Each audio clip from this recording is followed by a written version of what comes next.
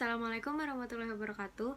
Perkenalkan, nama saya Putri Sandrina Jasmine dari kelas 12 IPA 2 akan mempresentasikan tentang rusaknya fasilitas umum di Indonesia. Yang pertama, saya akan membahas faktor penyebab terjadinya kasus tersebut.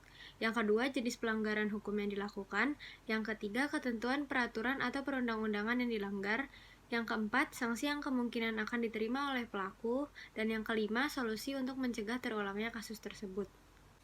Fasilitas umum merupakan suatu kebutuhan dasar dalam kehidupan bermasyarakat. Maka, fasilitas umum harus selalu dijaga dan dibersihkan agar nyaman dan dapat dinikmati oleh masyarakat. Kita menyadari bahwa buruknya fasilitas umum merupakan salah satu masalah sosial di Indonesia yang tidak mudah untuk diatasi. Beragam upaya dan program telah dilakukan untuk mengatasi masalah ini. Tetapi masih banyak kita temui beberapa bahkan banyak fasilitas dan pelayanan umum yang kotor dan rusak. Keluhan yang paling sering disampaikan mengenai buruknya fasilitas umum tersebut adalah rendahnya kualitas pelayanan publik, rendahnya pengawasan dari pemerintah, dan sistem pelayanan publik yang belum diatur secara jelas dan tegas. Maka dari itu, saya mengharapkan pemerintah serta masyarakat lebih memperhatikan masalah ini agar semua lapisan masyarakat dapat hidup lebih baik dengan fasilitas umum yang terjaga kebersihannya dan kerapihannya. Yang pertama, faktor penyebab terjadinya kasus tersebut. Penyebab rusaknya fasilitas umum sangat erat kaitannya dengan pemerintah dan masyarakat, disebabkan oleh masyarakat tidak bertanggung jawab yang telah merusak fasilitas umum, serta fasilitas umum yang sudah rapuh termakan usia yang tidak dijaga. Ini dikarenakan juga karena lemahnya pengawasan dari pemerintah, disusul rendahnya tanggung jawab moral dan penyedia jasa. Inilah yang menyebabkan rusaknya fasilitas umum, yaitu pemerintah serta masyarakat itu sendiri. Proses rusaknya fasilitas umum dimulai dengan adanya rasa tidak tanggung jawab dari lapisan masyarakat, baik oleh kalangan manapun.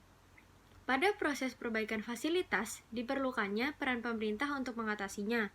Namun, tak sedikit dari golongan tersebut yang hanya menganggap itu hanya masalah perkotaan kecil, mudah dan tidak segera diatasi. Banyak fasilitas sarana transportasi seperti bis, kereta api, dan kapal yang sudah tua dan kotor. Demikian juga fasilitas-fasilitas sosial lainnya, seperti telepon umum, WC umum, tempat hiburan, rekreasi, dan sebagainya. Fasilitas umum memang dipelihara dan dijaga oleh pemerintah.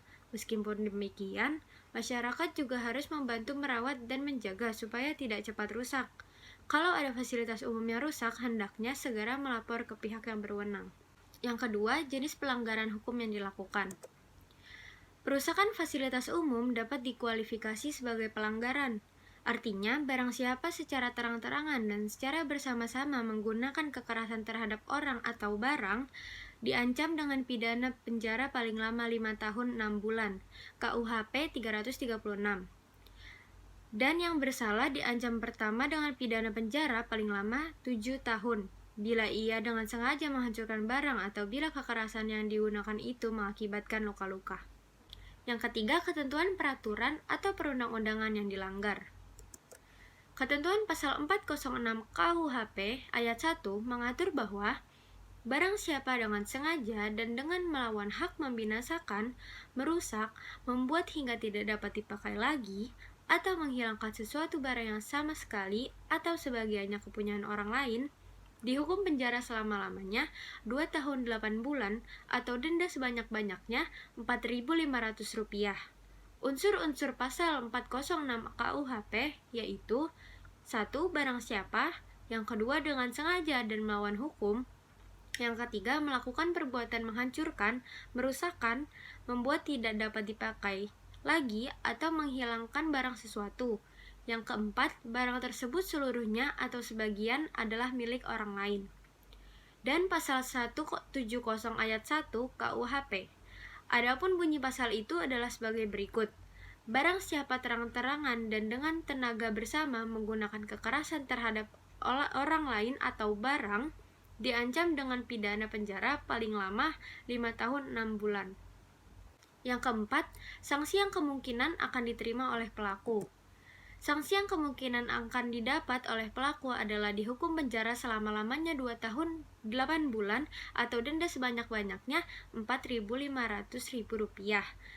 sebagaimana tercantum dalam pasal 406 KUHP ayat 1 yang berbunyi, barang siapa dengan sengaja dan dengan melawan hak membinasakan, merusak, dan membuat hingga tidak dapat dipakai lagi atau menghilangkan sesuatu barang yang sama sekali atau sebagainya kepunyaan orang lain, dihukum penjara selama-lamanya 2 tahun 8 bulan atau denda sebanyak-banyaknya Rp4.500 dan diancam dengan pidana penjara paling lama 5 tahun 6 bulan sebagaimana tercantum dalam pasal 170 ayat 1 KUHP. Adapun bunyi pasal itu adalah sebagai berikut. Barang siapa terang-terangan dan dengan tenaga bersama menggunakan kekerasan terhadap orang atau barang, diancam dengan pidana penjara paling lama 5 tahun 6 bulan. Yang kelima, solusi untuk mencegah terulangnya kasus tersebut. Fasilitas umum memang harus dipelihara dan dijaga oleh pemerintah. Meskipun demikian, masyarakat harus membantu merawat dan menjaganya supaya tidak cepat rusak. Kalau ada fasilitas umum yang rusak, hendaknya segera melapor ke pihak yang berwenang. Inilah beberapa upaya yang harus dilakukan oleh warga masyarakat, yaitu renovasi fasilitas umum. Yang kedua, segera melapor ke pihak berwenang jika ada fasilitas umum yang rusak. Yang ketiga, meningkatkan rasa tanggung jawab masyarakat. Yang keempat, menjaga dan merawat fasilitas umum. Yang kelima, adanya rasa kepedulian dari masyarakat, dan sebagainya.